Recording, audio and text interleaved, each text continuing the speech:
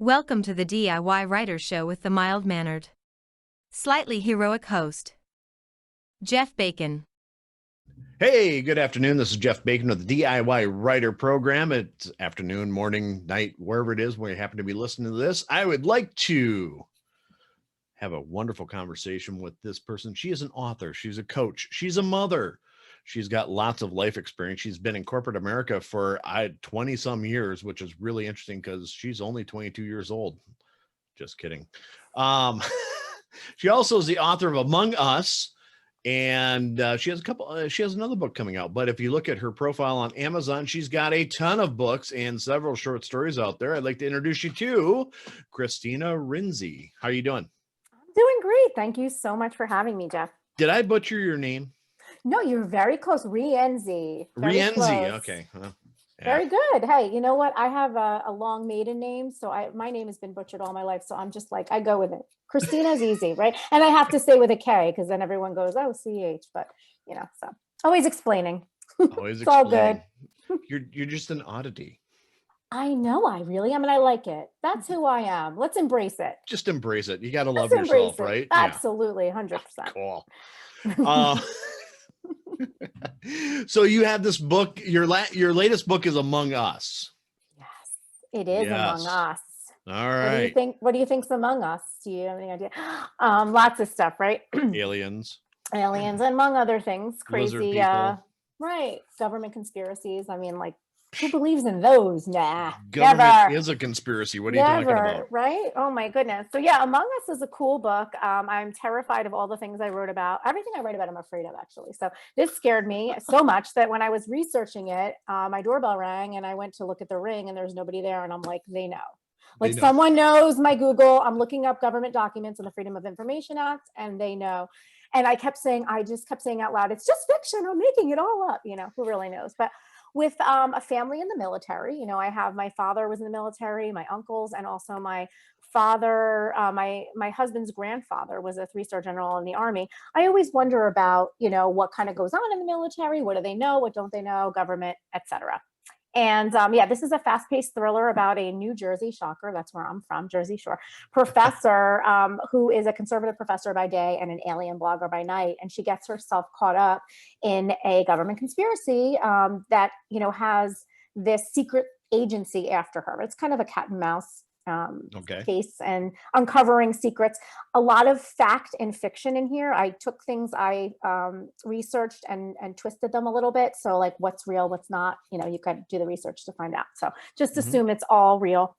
Fun stuff. And then this, I was lucky enough and blessed enough and so grateful that Audible picked it up as an ACX University book. So essentially they used it as a book that would teach other authors about the audiobook process, which means that we did a video about it. I went to Audible Studios in Newark, New Jersey. We filmed. It was really, really cool. I felt like a celebrity for 5 seconds. And like, I was like, oh my gosh, not ready for that, but that was so fun. And the video is out there on Audible, ACX, and also on my website.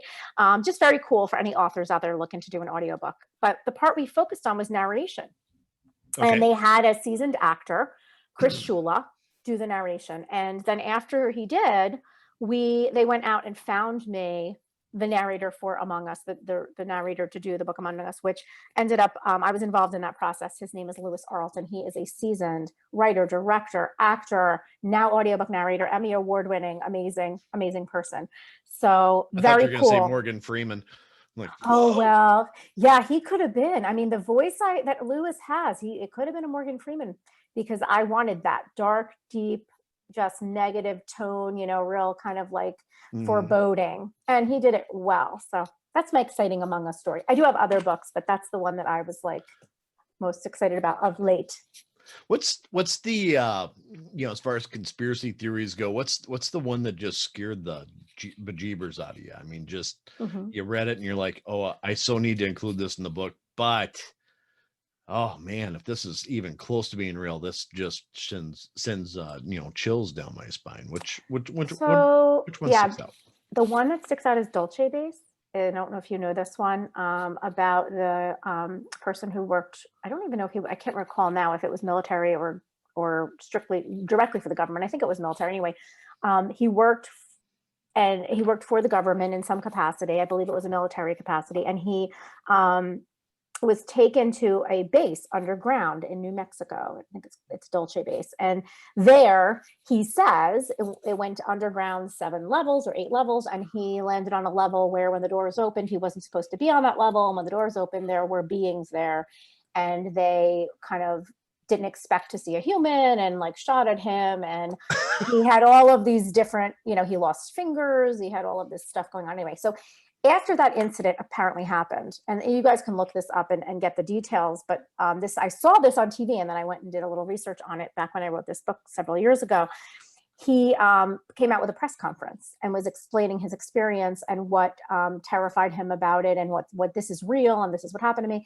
And mysteriously, shortly after that, he was found dead. And so those are the things that scare me. And I wonder, like, was he crazy? Did he think he saw something? Was he a threat to our security? Not because of what he saw was true, but because of who he was. You know, I try to give credit where credit is due, and I try to be objective as a writer. I believe anything is possible, but I also believe there are probably things that are true that if we knew, would not be good for us to know. So when I wrote the book, it was a balance between truth and the secrets, and what the value of those were, because I felt like maybe there's a, you know, having information like that, do you want everybody to know? And are you protecting them by not telling them? Or are you really just being power hungry and not sharing something that people need to know? So I tried to think of that philosophy. And, but yeah, that one scared me, because I thought, like, it was convincing enough. It was crazy enough, but convincing enough that I thought, if this was real, I'm terrified to know that the government is working with other worldly creatures underground, and, you know, and this is happening already. Far-fetched. I mean, I don't want to know. But, you know, I go through that back and forth. I want to know. I don't want to know. And it's like, part of me is like, let's just leave it to the fiction. Might scare me too much. I wouldn't be able to sleep at night. And I am a thinker. And so I lay in bed and I think about, even as a child, I would think about, is this happening? What does this mean? And what does that mean? And it was like, I just need to, you know, watch a Hallmark movie and go to sleep. Like, I should not be laying there thinking about, you know, this stuff. If there's anything that puts me to sleep, it's the Hallmark movie. Right. I know. And that's the other thing. Like, I love them, but it's like, they're good for my brain to just quiet, because I will go crazy. And of course, with being a thriller writer, that's a good thing, I guess. Oh my goodness. I could watch Christmas in Handcuffs forever. No, just kidding. Right. God. I am a Christmas nut a little bit.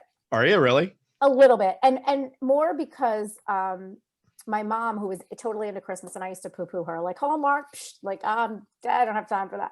And she passed away. And part of my kind of remembering her was like, I'm going to check this Hallmark thing out. Well, I mean, they put something in that programming that changes your brain, because now I'm like, I need to watch more Hallmark Christmas. I think it's like a backdrop, and it makes me feel good this time of year. I'm not really like sitting there watching every line, but I even addicted my husband, who's totally not into, I mean, this was not his thing. He thought I was nuts. But it's like, it's a backdrop to the holiday that now it's on in the background as I'm doing things. But yeah. Wow. Funny. Yeah. I luckily I'm immune to whatever it does to your brain, because I can't. I'm sorry. You got to do what works for you. That's what's great about this world. You do what works for you. No right or wrong. 24 hours of Christmas shows on Hallmark doesn't do it for me. Right. Unfortunately. Although, you know, if they played like Die Hard and then all the Lethal Weapons, I would be there. See, and that's a Christmas movie. They're all Christmas movies. Right. So here we go. Yeah. There's your Christmas. Right. But they're not on Hallmark. No, they're not. No. Yeah. But you can watch a different channel. I'll give you permission. It's okay. Yeah. It's still holiday. You're in. So you have all these conspiracy theories in your mind, and you're writing the book Among Us. Do you have anything? Do you have another book like that coming out, or what do you got cooking right now?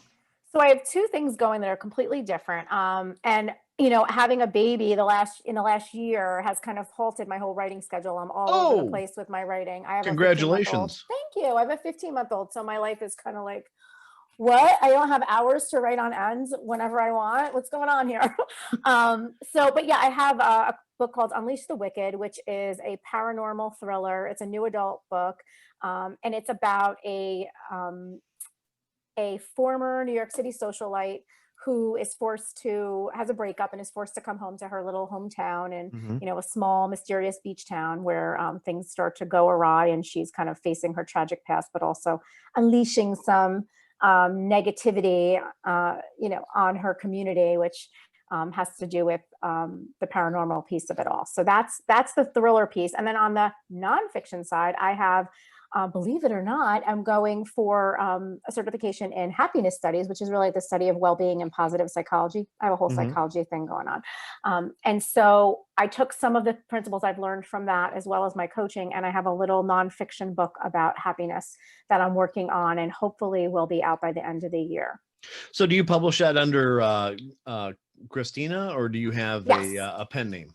No, it's just going to be me. It'll have, like, instead of saying, thriller author, best-selling thriller author, it'll say, my credentials, my master's and my CPC. Sure. But yeah, I'll do the same. And the coloring is different. I mean, it's like a bright cover, those are the kinds of things I will differentiate. But I think I've tried over the last few months to kind of merge who I am. And even though my stories are thrillers, there's always that same message of, overcoming obstacles, right? Like coming out the other side of something dark that you don't want to deal with. That's what coaching is. That's all coaching is. It's helping someone get over something to get to where they want to be. So and that's what your CPC is your certified professional coach. Yep.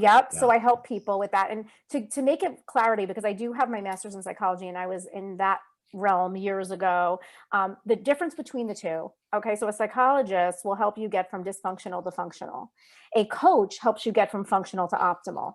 So if you're like functioning fine, you may have, everybody's got our own issues we're working through, right? But you want to get somewhere else and you can't, you're stuck, like a writer who's stuck finishing their book, or a creative that's stuck finishing a project or having a hard time overcoming some fears of going to a book signing or being on video or whatever. That's what a coach would help with. They would help figure out what's holding you back.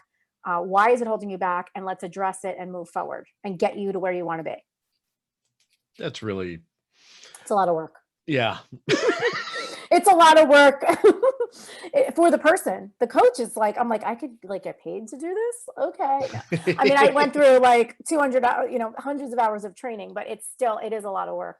But I have personally had a coach, and I thought it was the most awesome thing, because somebody is listening to you for an hour without interrupting and empathizing and questioning you on things you say. And that's pretty cool, because, you go, oh, I can't believe I just said that 5 times. What does that mean? And then all of a sudden it's like, I know why I'm not doing X, Y, and Z. It's because I don't want to. Let's drop that off the list. Yeah. So just pretty cool. I always think it's kind of funny when, I've had a couple of different coaches for authoring that, you hire somebody and mentor. And I had one that kind of constantly kicked my butt. And then I had one that was just kind of complacent, like, well, I understand that happens to a lot of people. It's like, I so like the one that was like, well, why don't you just get off your butt and do it? You want to finish the book. Why aren't you doing it? Right. What is holding you back? Yeah, that's the thing. And that was the most helpful. And you're a certified coach, and so we were talking a little bit before that you like to work with creatives. Yeah, I do love working with creatives because I get them. I totally get where our heads go and what our challenges are, and mostly writers, obviously, but I've worked with people that do other things creatively, and we're a complicated group.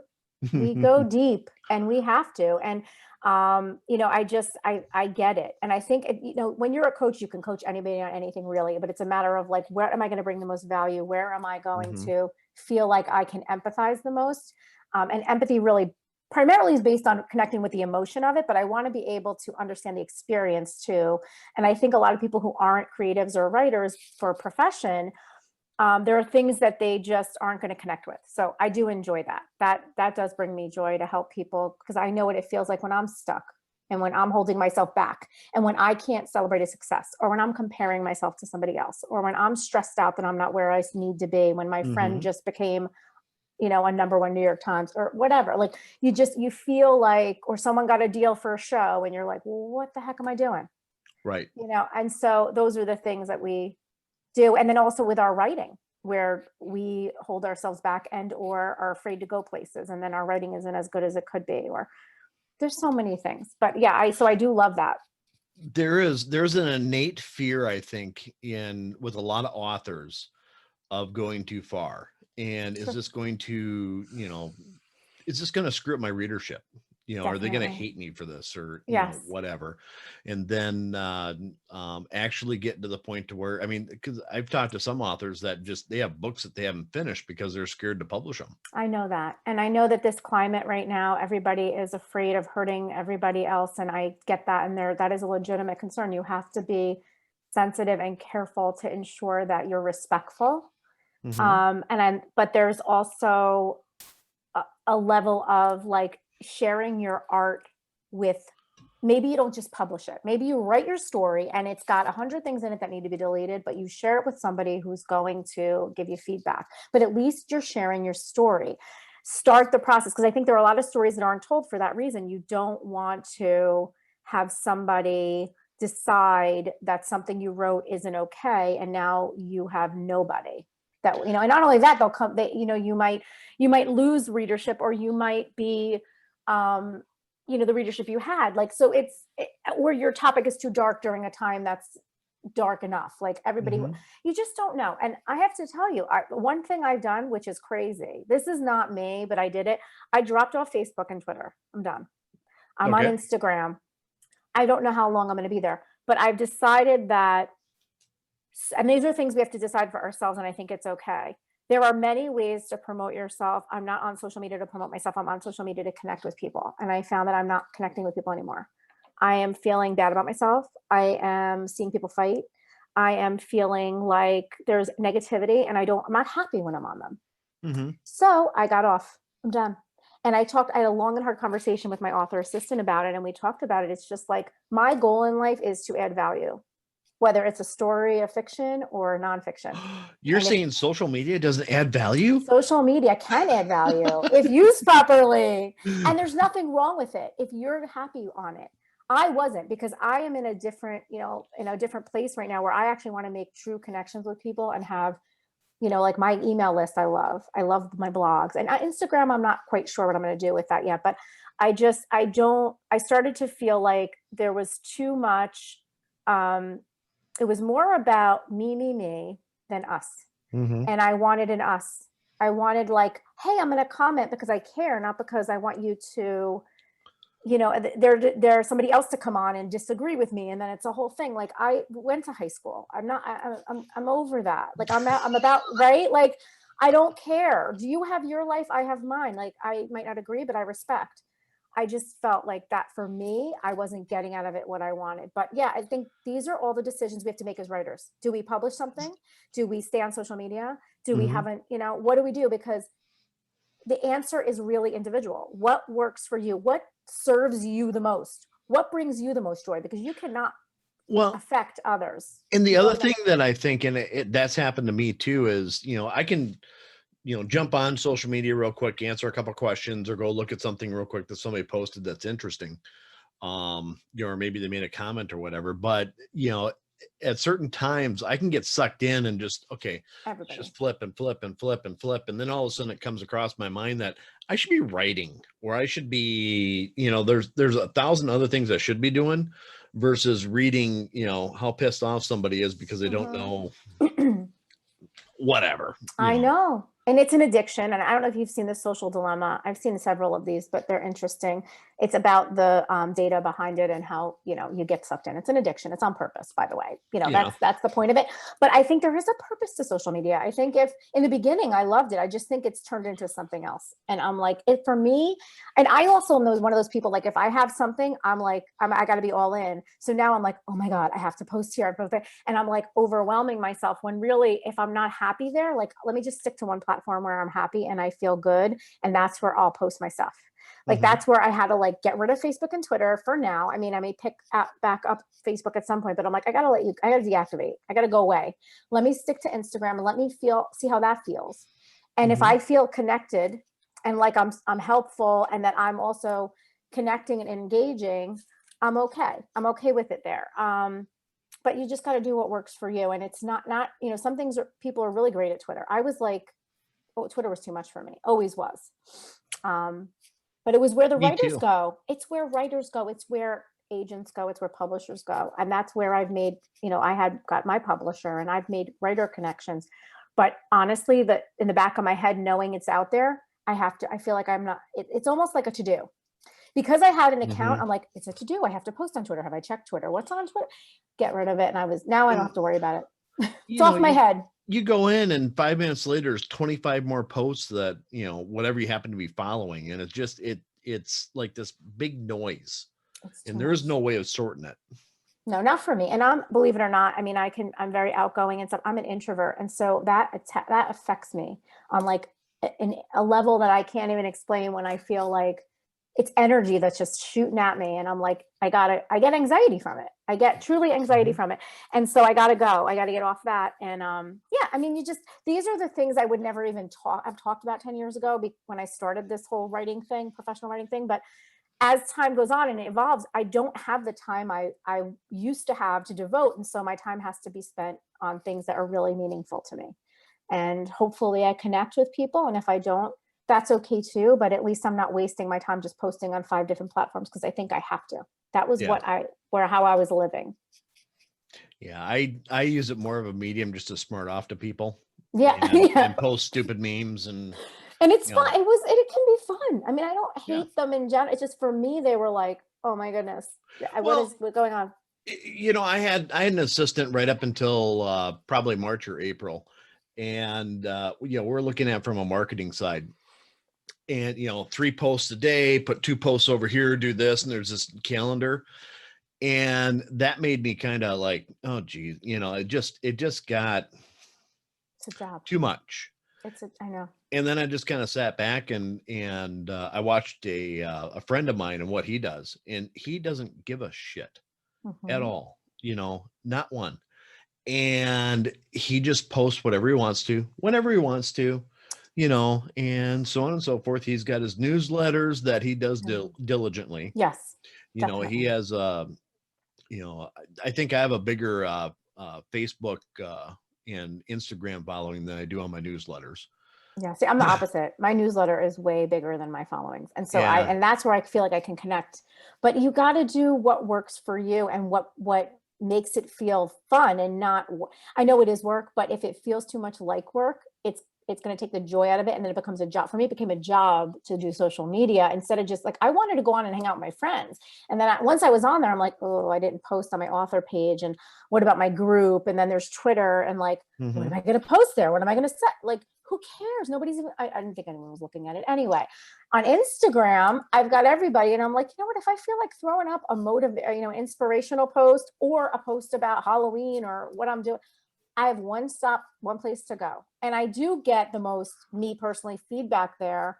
But again, it's to connect for me. And I think if you want to find me, my name is my website, KristinaRienzi.com. I've got, Amazon is out there. I mean, I feel like as writers, we're enough places that our primary way of connecting with people for marketing purposes doesn't have to be social media.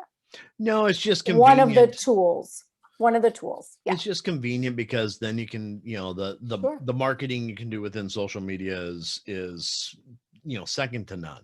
Sure. As far as when you do ads and stuff like that. I mean, you can dissect that thing right down to, somebody with red hair that lives in Chicago on the west side, It is true. That is true. And likes to read books between the hours of 5 and 8 p.m. You're right. There is so much detail.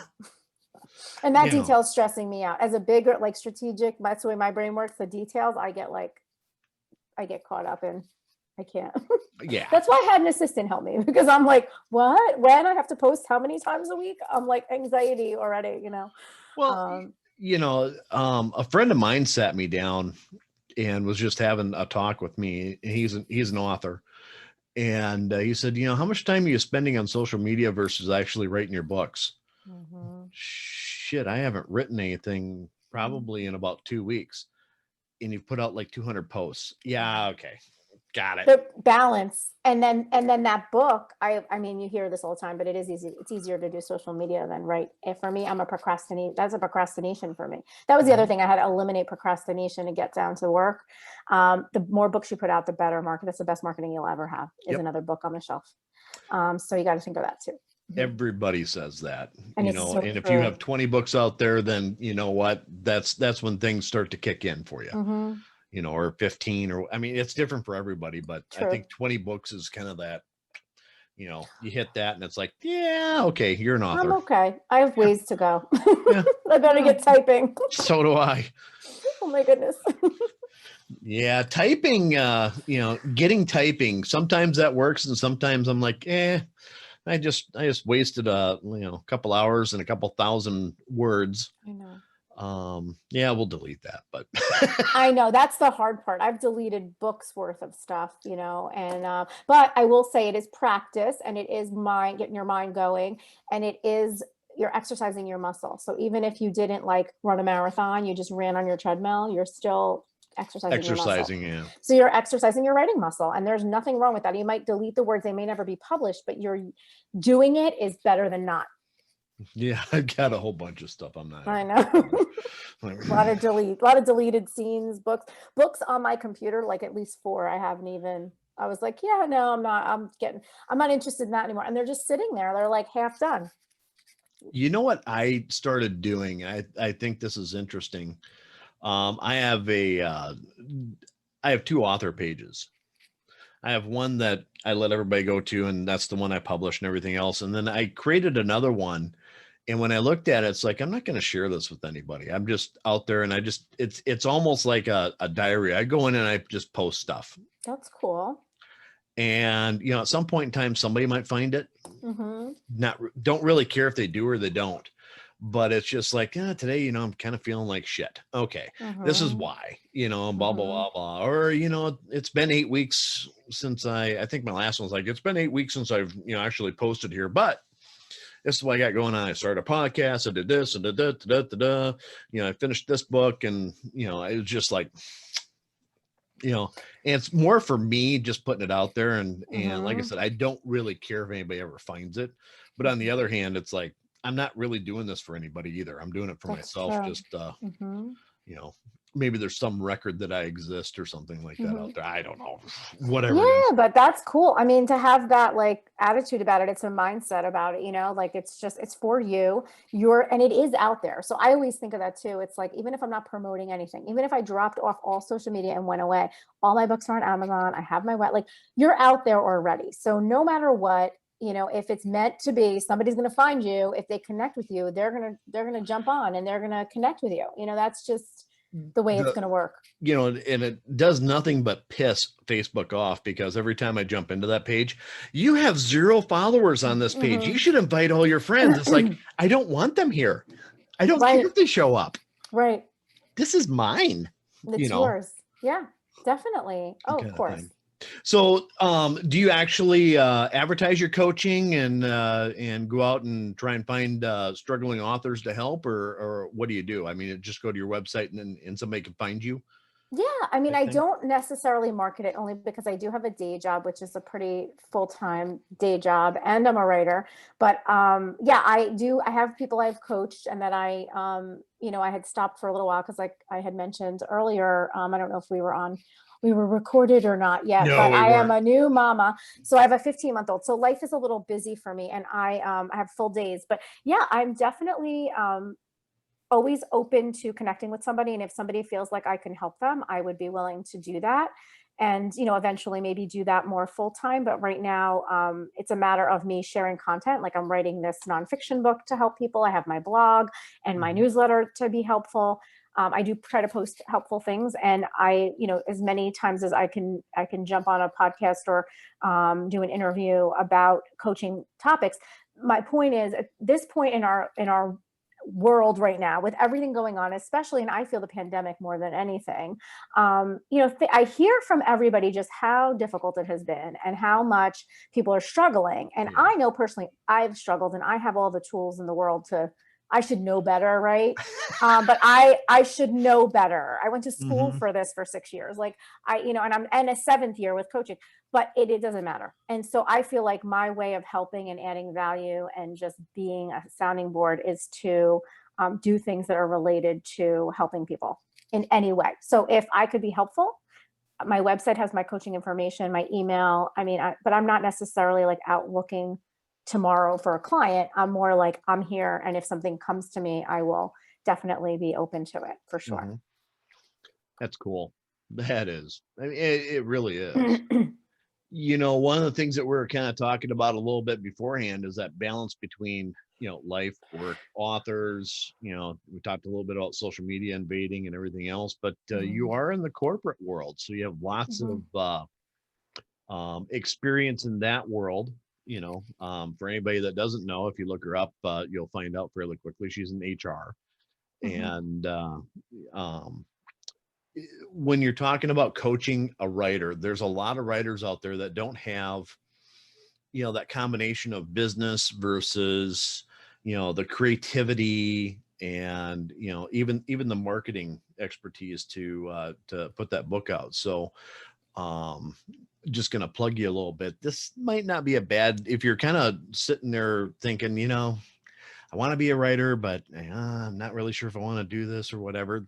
Kristina might be a good person for you to kind of look up and find, because she's got she has a lot of experience in a lot of different things that may be able to help you, not only professionally, but also creativity, in your creativity and your writing life. So I think that's a great combination. That's so sweet. Yeah. I don't know how I landed here. It evolutionarily, I got here somehow. I've always loved writing. I've always loved language. I've always done writing in my life. Like when I did fiction, of course, but I always did. Psychology, there's tons of writing, right? When you're not writing up everything, HR, tons of writing. I love writing. I love language, but creative writing is a little bit different. And honestly, when I started out, I needed a lot of help. I needed a coach. I needed class. I took classes. I'm like a forever learner. Like if you could say to me, quit your job, I'll pay for you to get your PhD tomorrow, I would do it. Boom, done. 5 years full time. Here I go. I love learning. I love school. I love those things. So yeah, I think I think my advice there, it's like whatever's pulling you, follow it. There's a reason it's pulling you, whether it's something for you to develop because you need it to become who you're supposed to be, whatever that looks like, or because you're developing a skill that's going to help you in some other way, but you don't see that yet. You don't always know why you're drawn to something. And I literally remember 10 years ago standing in my living room going, I need to write a novel. It was a thought that popped in my head. And I'm like thinking, I'm talking to myself in my head, like, what? Like, you haven't written fiction in years, and why a novel? That's such a big ask. It was just a feeling I had. And I'm like, this is a challenge. I love fiction. I love writing. Let me see where it takes me. And I just tried it out. I worked really hard, but still, yeah.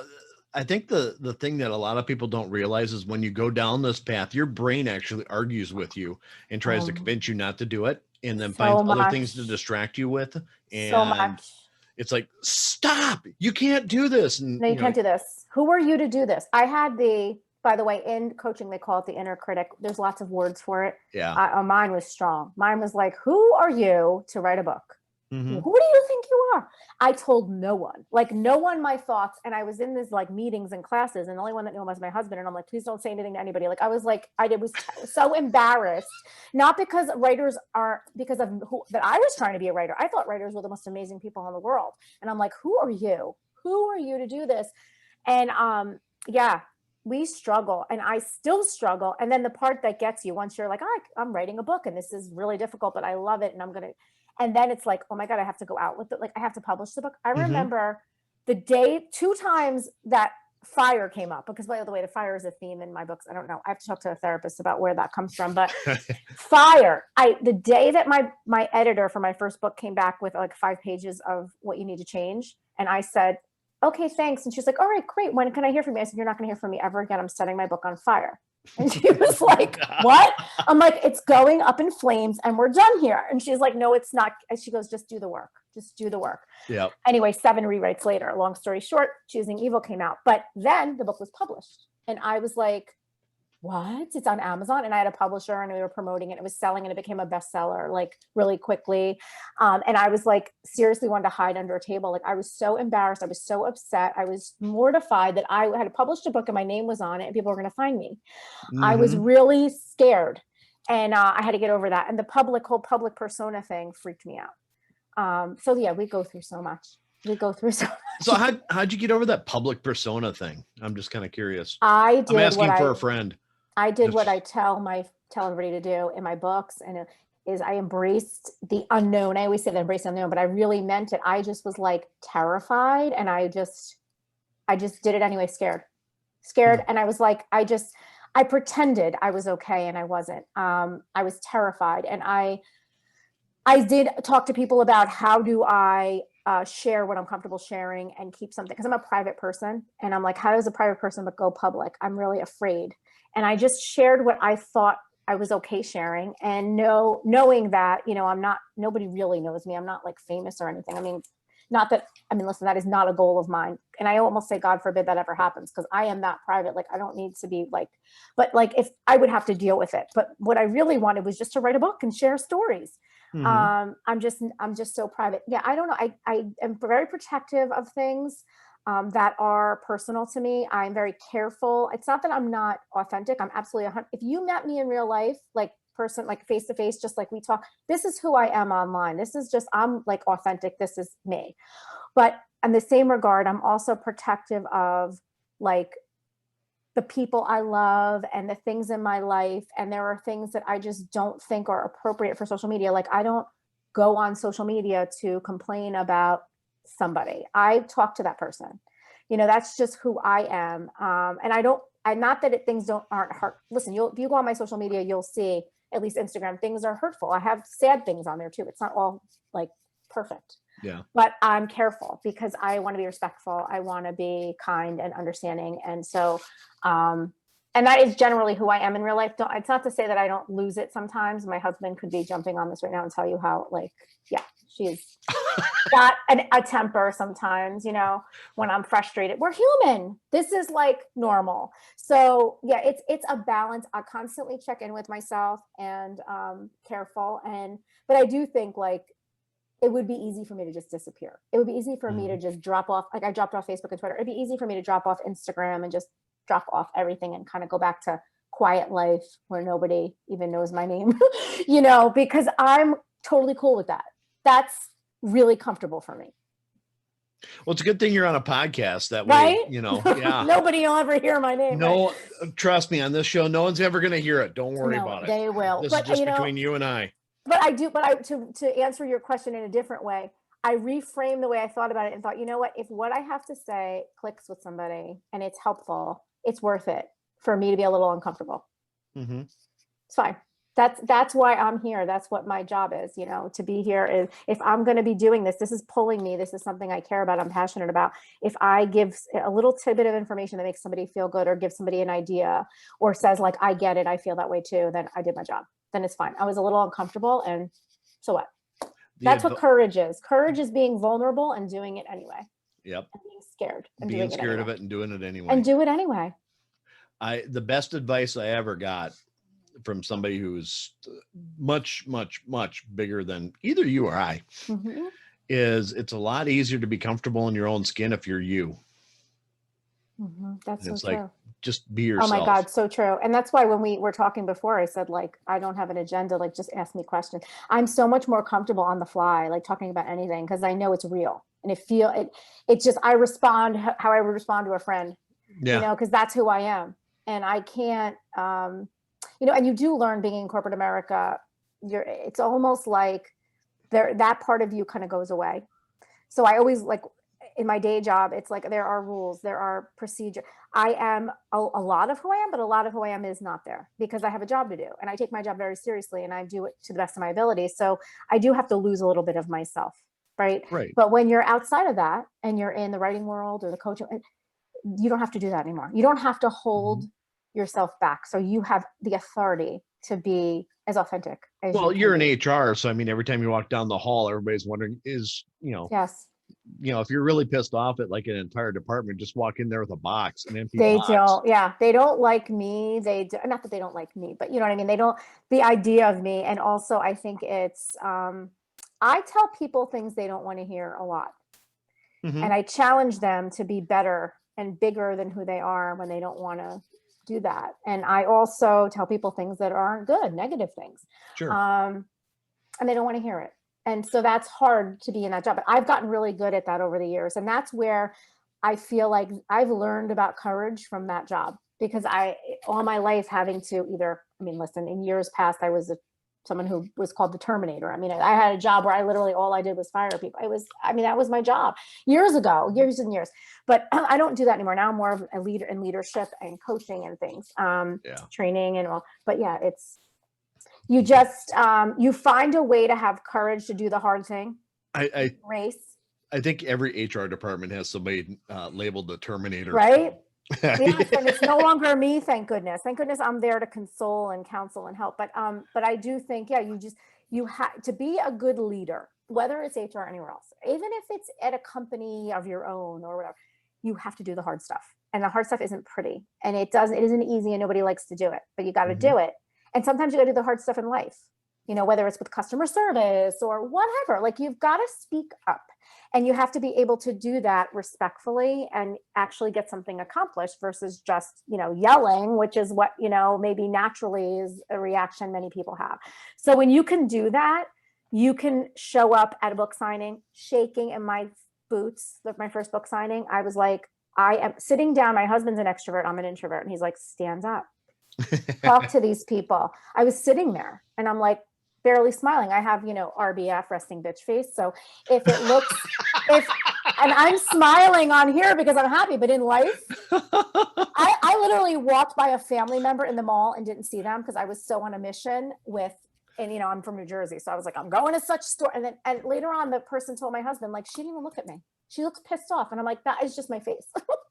I have resting bitch face. So, but I've never heard that before. I love that. That's like a New Jersey, I don't know, maybe term. And it may be derogatory, and I'm sure I'm going to get people who are like, that's disgusting. Don't say that. Oh, no, you and I are connecting. I know a lot of people that are afflicted with RBF. I'm not telling you have it. I have it. I'm talking about myself. And so, you know what I mean? I wouldn't say that about anybody else, but really for me, that is something I've struggled with. I literally had people who didn't like me in high school because they thought I was not nice because I walked around without a smile. That's just my norm. My comfort is no smile until I'm engaging with you. Then I'm like animated. But yeah, so it's just one of those things where I think when you can find courage in anything you do, you can find courage in everything you do. And so when I had to show up at my New York City book signing with a bunch of big names and I was a little nobody and I was terrified and there were hundreds of people at this thing. I sold books. I couldn't believe I sold a book. And I literally am one of those people that was like, did you read the back cover? You sure you want to buy it? Like, are you sure? My husband's like, shut up. They're going to buy your book. I'm like, but I just want to make sure you really like the storyline. Like, it was terrible. But I had to stand up and shake hands and then I was okay. But yeah, it's like, it is really, I was sweating. I think I lost 10 pounds that day. And then literally after the fact, I was like, I'm never doing that again. And then all of a sudden I was doing other ones. And everyone is still stressful. I'm a little bit better now, especially if I do them with friends. But it is so stressful. Yeah. And especially when you're an introvert and you like to write behind your laptop and not in Barnes and Noble, when you're sitting there in Barnes and Noble and nobody comes by the table. And now you feel like this confirms that I'm a loser and should never have written a book and that all my books should be set on fire. And I'm going to do that as soon as I get home. This is like what goes through my head, but I'm smiling and ready to go. But this is normal stuff every writer feels. And I know that there are writers who are way more successful than me that feel this way too. Oh yeah. It's okay. It's like human. You're putting your soul out there in that book. I don't care what it says. This is your soul in that book. My analogy is usually, stripping down naked and walking through the Walmart parking lot and letting everybody judge you. Seriously. And when you get those reviews, I don't read them anymore, but I used to read the good and the bad. And now it's like, whatever you think. I've had the worst of the worst and the best of the best. And the worst of the worst breaks my heart. And I never want to write again. I'm done. I'm literally done. And I call all my writer friends because you have to tell everybody. You have to tell everybody you're done. I call my writer best friends and I'm like, I am done writing. I'm just letting you know. And they're like, you're ridiculous. No, you're not. And I'm like, I just have to put it out there because I really truly believe it is the case. And then you go, you know what? I'm not writing that person didn't like my book, and that's fine. And maybe it was terrible, but now my answer is, listen, I'm doing the best I can with who I am today as a writer. Tomorrow I'll be better, but today this is what I have. I'm doing my best. I'm not Stephen King, but I'm also not the writer I was 10 years ago. Right. So, I mean, that's just the reality, and I'm not going to apologize for that. I am working really hard, and my skill level isn't the same as somebody who is a Stephen King level. It's just, I have a different skill level. Not that I'm not good or I'm not bad. I'm me. This is how I write. And, I mean, sometimes I'll read a book and go, I can't believe I wrote this. It's so great. And other times I'll read part of my book and go like, who the heck wrote this? This is terrible. I say it both ways. It's like, there's two ways of saying the same thing, right? Like, who wrote this? This is amazing. And who wrote this? Like, you just really could look at it and go like, oh my God, what is wrong with you? It's normal. That's a writer. That's a writer's life. Right? Like, really is. I just wrote a short story. I'm like, oh my God, this is horrible. I submitted it to an anthology, and I'm just like, oh, this is going to kill me. All these writers on this anthology are friends of mine, and it's like, oh, what are they going to think of me? Oh, God. And it's way better. If you're saying that, it's way better than you think. I think we beat ourselves up because we hold ourselves to a standard that isn't achievable. Like I always say, I'm chasing the author I'm going to be in 5 years. So I think I'm her, but I am not her. And so everything I write is what she's supposed to be writing, but I'm not there yet. I'm not there yet. And I got to forgive myself and let it go. And that's where I am in my head. Even people that have 30, 40 books out there that write 18,000 words a day, are like, I can still get better, I always can. You always can. Boy, if I just would have done that better, but I have to publish it now, and they kind of get over the fear of publishing, but it's still, they have that driving, I'm not really an author. I'm just kind of a faker. Sure, you are. It's imposter syndrome. Yeah, absolutely. It's very real. It is. It's super real. And it's funny. I do not feel like that at work. I feel like at work, I know exactly what I'm doing and I'm confident and comfortable. Never question myself, but in writing, every single time. Right. But that's where you grow, is because you're uncomfortable. This is true. This is so true. See, tidbits of genius right here. Just dropping knowledge bombs like crazy. Like someone's going to learn something, like a lot of somethings on this. No, but honestly, you're absolutely right. That is where, and I think I was drawn to thriller writing, or even fiction writing, I should say, because it was not easy for me. I think when something's too easy for me, I'm like, I'm bored with this, moving on. And I got to get another degree. I got to go out there and get another, I need another certificate. I'm just, okay, I did coaching. I need happiness now. What's next? Because I know it, and I'm like, okay, whatever. But the writing, no. I never feel good enough. And so I'm always drawn to it, because that's like that thing that's like, you're not good enough, keep coming at me. And but I will tell you, when you do get to a point where you say, I'm done, this is the end, and it's the best I could do, it feels real to me. I'm scared and all those things, but it feels really good. Like, I'm so proud of myself in retrospect, going, I can't believe you did that. Like, I'm so proud of you. And I'm talking to myself for pushing yourself to do this, even though it wasn't comfortable. And it's not 100% of what you would have done in 5 years from now, but it's as good as you are right now. That's something to be proud of. Yep. You need to be proud of yourself for the work. It's hard to be a writer.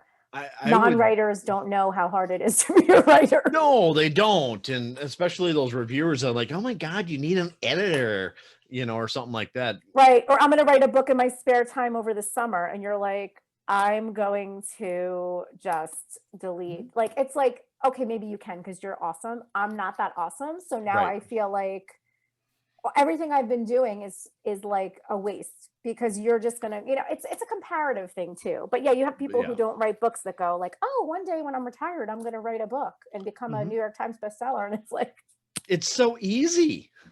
Yeah. Or I can't wait to write a book and make millions of dollars. Like, I mean, you literally you know the people. I'm not gonna. We all have people in our lives who think that, once I write a book, I'm going to be a millionaire and have a TV show and a movie and da da da da. Right. Okay, now. Okay, let's get back to, this is a business. It's a business all the way around. So do the business. Some people get lucky and you get strike and you're really great at what you do and you get struck with like, you know, the lightning bolt and you are shot to the top right from out of the gate. Very few. Some people work 30 years and finally make it. And people think they just came out from under a rock, but they've been doing this for 30 years. Right. Other people are very, very, very talented and get nowhere ever. And that doesn't mean they're not talented. It's just, it's a business like anything else. So we got to like go into it with that mindset. Well, I mean, there's authors out there that they put out a good book and it just doesn't sell. You know, I mean, the cover's great, but it doesn't resonate with the genre. You know, the book blurb's great, but you know, there's just, you know, it's just not clicking for some reason. And you don't know why. And I always say, like, my job isn't to sell my book. My job is to write my book. Right. I do not know who is going to buy my book. And if I judge my success by how many sales I have, I will never write another book, because one book that I never even thought was anything could take off. And I'm like, really? Okay. The book I love did nothing. You hear this a lot with famous authors too, where they're like, this book was my baby, but this one took off. And then I made all, you know, I became famous. It happens. On the other hand, I have a friend that he wrote 3 series of books. And it wasn't until his 4th series that anybody ever read that first series. And now that's his best-selling product. That's awesome. And that's the point, I think. I think that's the point of it all, but I think you don't give up, because you don't know when something you write is going to do well, because it is the right time, it is the right place, and everything worked out. And now everything you thought you was a waste is not a waste. It is a backlist, and that is your resume. And so you never stop. If you love it, you just keep going and believe and put your head down. It doesn't mean every author is going to become a best-selling New York Times movie produced, but it doesn't matter. But what it means is that everything you write has its place in the world, and something, you never know who's going to pick it up. You never know if somebody famous is going to read your book and go, you know what, this looks interesting. And then all of a sudden they're tweeting you out, and you honestly don't know. Yeah. You've got to just follow your heart, follow the stories that draw you, never give up, and do the best that you can. Yep. That's all you can do. You can't predict the market. You can't follow trends. You know, all of that stuff is just going to make you crazy. I think you just go, this is the story I want to write. I'm going to write it, and let's see what it does. It's about happiness. You can totally suck on the sales side, but write something that makes you happy. Oh my goodness. Yeah. And it just be a joy. Definitely. You know, on the other hand, you can put out shit that you like, I'd never read this, and it sells, but still, you know, like, okay, it's a job. You know, that's it too. Yeah. Do what, like, I mean, a book, you want fries with it, you know, type thing. Any story I've ever written was something that like made me have emotions that I wanted to express, and, you know, and just, I was excited about it, you know, at the time. And so talking about it isn't like, I wrote this book, it's like, this was an exciting thing for me because XYZ. And if someone else feels that way, maybe they'll enjoy it. I was never looking at it as like, okay, I'm going to become this, you know, billionaire author with a blah, blah, blah. First of all, it was always about the story, sharing the story. And I thought it was just so cool to finish a book that didn't suck. Seriously. Like, I'm like, it's not the best, but it does not suck. At least I don't think it sucks, which I'm a pretty hard critic, you know, not all of them are my favorites, because, you know, different points in your life, you have ones that you resonate toward, but like, it doesn't suck. It got picked up by a publisher, or it sold at least one copy or whatever. Okay, done. Moving on to the next one, because you know what? I did it. Well, one person liked it. I'm happy. You know, one thing that resonates through at least the groups I travel in, okay, your first book's going to suck. Your second book's going to suck less. Your third book's going to probably suck less than your first book, maybe about the same as your second book. But by the time you get to your 7th book, it's going to suck way less. 8th book is probably going to be kind of good. It takes a long time. Your 9th and 10th books might be bestsellers, you know. It's hard. And you talk about writing coach. I had a writing coach for Among Us that was amazing and pushed me, and I wrote differently. I think that book is written differently than any other book, because it made me look at writing differently. I looked at writing more like the book was going to be a movie, meaning I wanted you to see everything happening, and to be a lot of action and a lot of, you know, dialogue versus exposition, which every book is different. And I do have, Right. I mean, we all show, don't tell. We all know that already, but this book was really important for me to be like that. So, but we dove deep into like literally levels of writing where he's like, okay, you're at level 3. Like you have 10 more levels to go. Like just be happy with level 3, or we've moved you up to level 4. Now we can dive into this. It's like, and I had been writing books for, however many years, but there's always something to learn and do better. So just keep at it. Mm-hmm. Absolutely. Keep at it. I was doing things I didn't even know I was doing. He's like, oh, you know about such and such. I'm like, I've never heard of that technique. He's like, well, you do it a lot and let me show you how you're doing it. And then now that you know what it is and know you're doing it, let's use it to our advantage and let's implant it and blah, blah, blah. So it was a lot of, but I tell you, it is to be an excellent writer.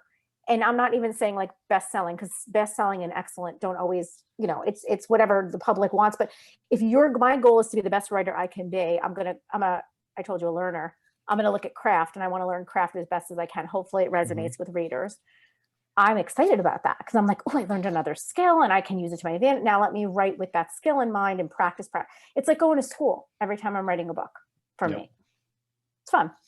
Yeah. Not everybody likes school, but I love school. I love taking, I've got three classes right now that I'm, there's online classes.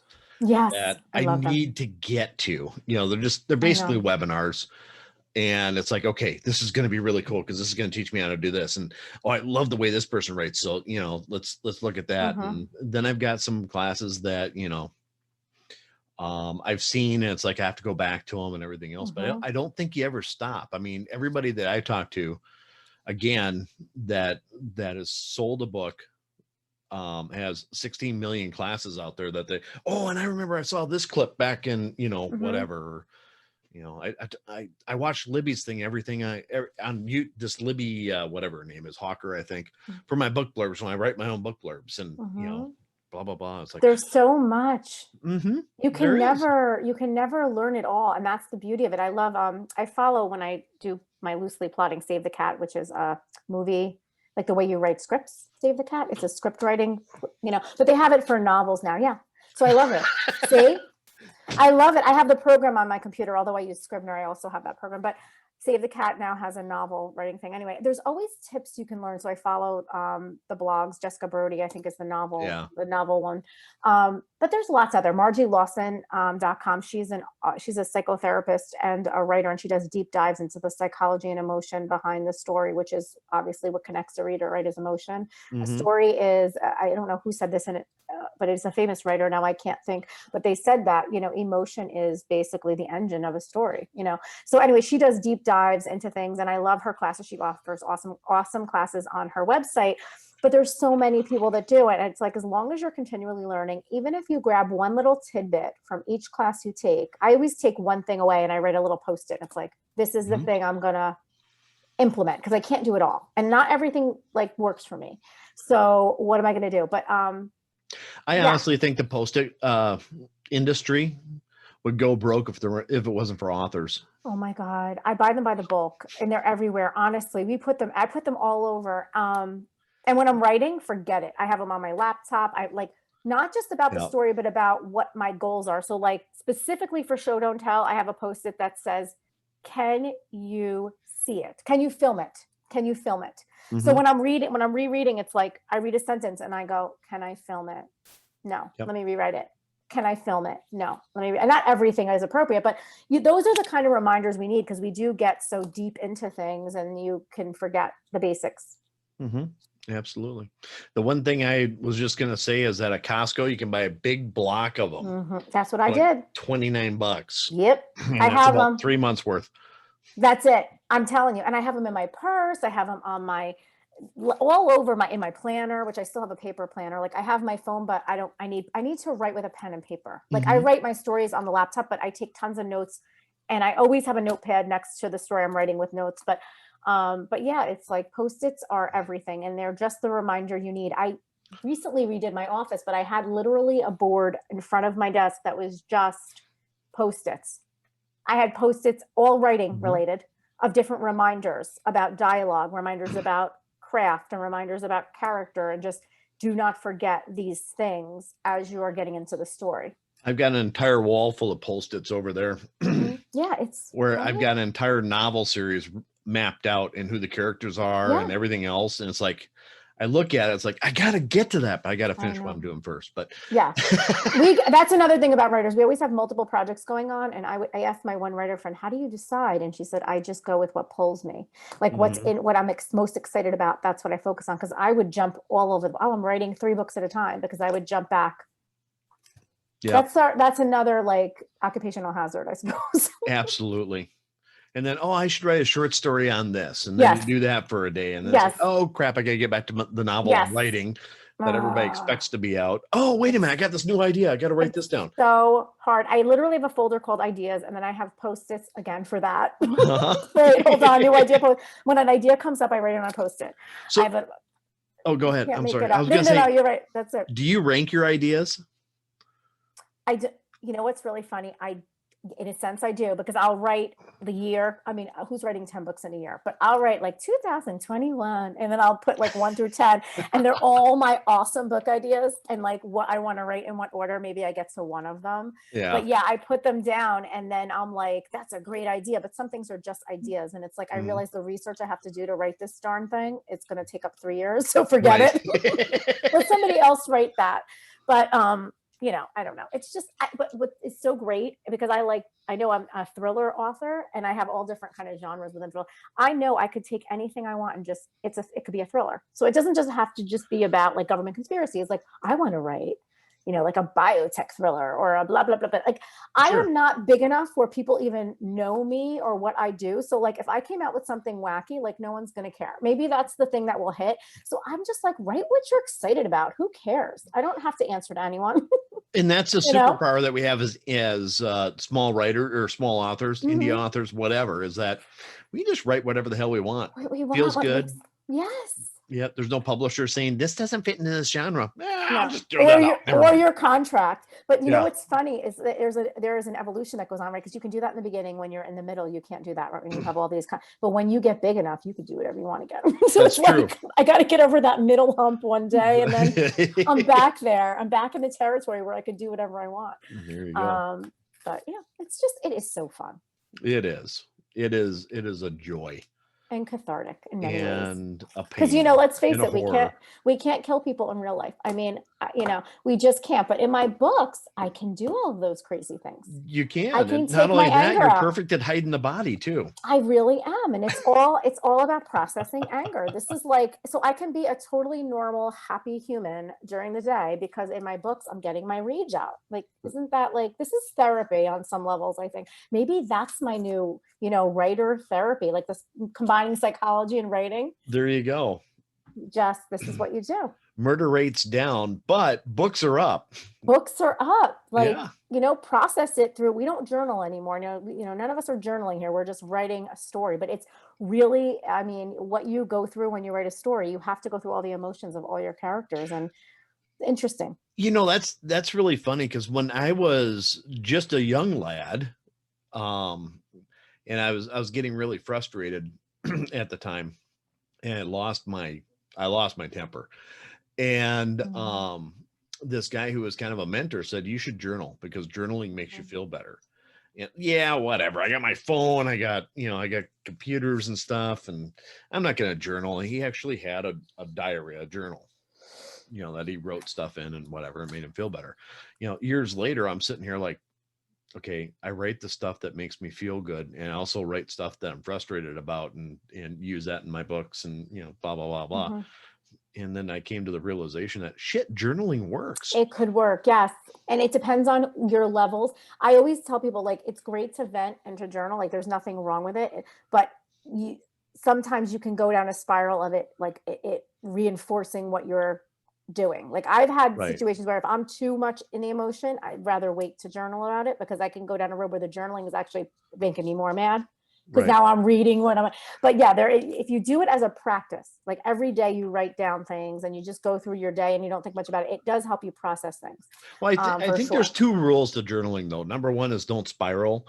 The other thing is don't write anything down that can be admitted as evidence against you. Well, sure. Or your Google search, which by the way, don't go on my computer, because it's just not, when Oh, you write bad, you write dark stories, but but no, yes, in all honesty, writing to me is a therapeutic format for creatives, especially because creatives, we think of everything. Like I literally heard on like a bang in the hallway last night, and I'm like, what is that? My husband's like, oh, nothing. I'm like, but could it be this, or could it be that, or what if it's this? I have to go look. And he's like, really? And I'm like, but maybe, like, my head is like, I created a story already about what happened in the hallway, that nothing happened. But the idea behind it is that we have all of these things in our head we have to get out. Right. And writing a story gets them out. And when you don't write, that's why we become like angry and not happy, because we're not exercising that muscle. Absolutely. I 100% feel that. Yeah, definitely. Oh, I've heard so many, even I have a writer friend and I have several, but one of them who is just the happiest. And when she's not, I'm like, what is wrong with you? Are you okay? And it's like, I haven't written in like a month. I'm like, would you get on that before we have an issue here? Before you get arrested, write something. Because not for nothing, some people are addicted to exercise, and that, and by addicted, I use that in a light sense of like, and exercise is excellent and all those things. But like some people, it's like, if they don't exercise, they feel miserable, right? Writers don't feel good when they don't write. Right. They just do. They don't. They have too much like inside of them that they have to get out, and they just don't.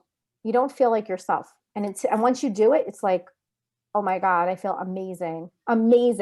Like I just ran a marathon. Like all the exercise that you did, I got through a story, and I'm like, write 250 words and change your entire day.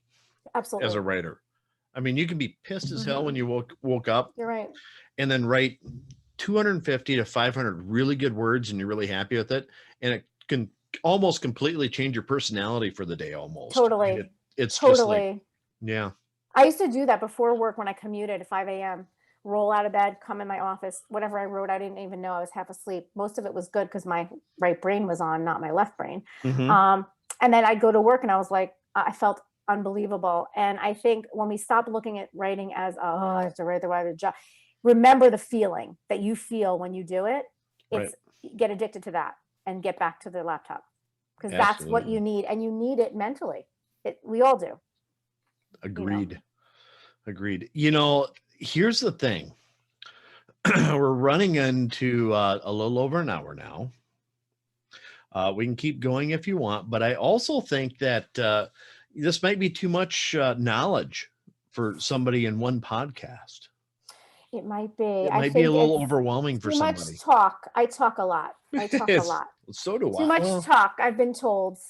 I've been told. Yeah. I mean, I am always here. If you want to catch up again at a later date, you can. I'm here to chat, or I can stay on today, or whatever you think. But I'm with you. I don't want to overwhelm anyone. They just are going to go. She talks too much. I'm done.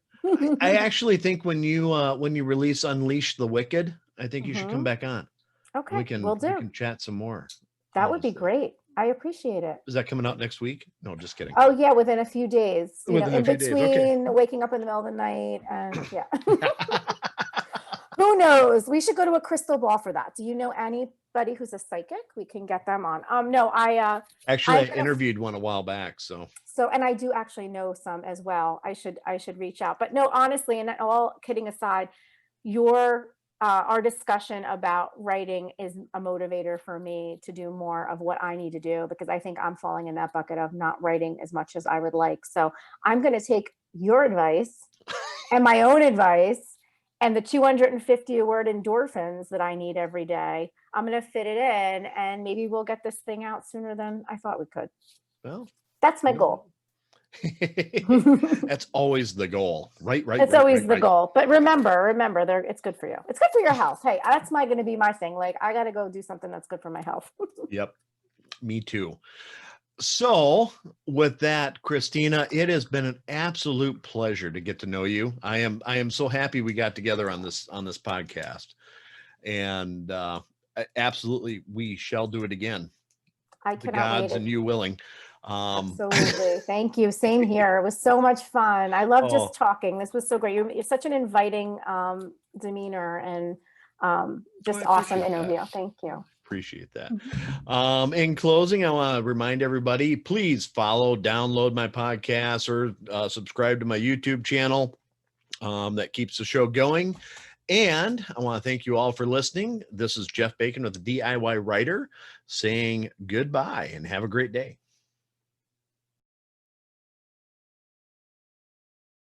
Please hit the subscribe button. I get a bonus for every subscriber, and I only need 1,506 more to become a full-time paid employee. Help me, please.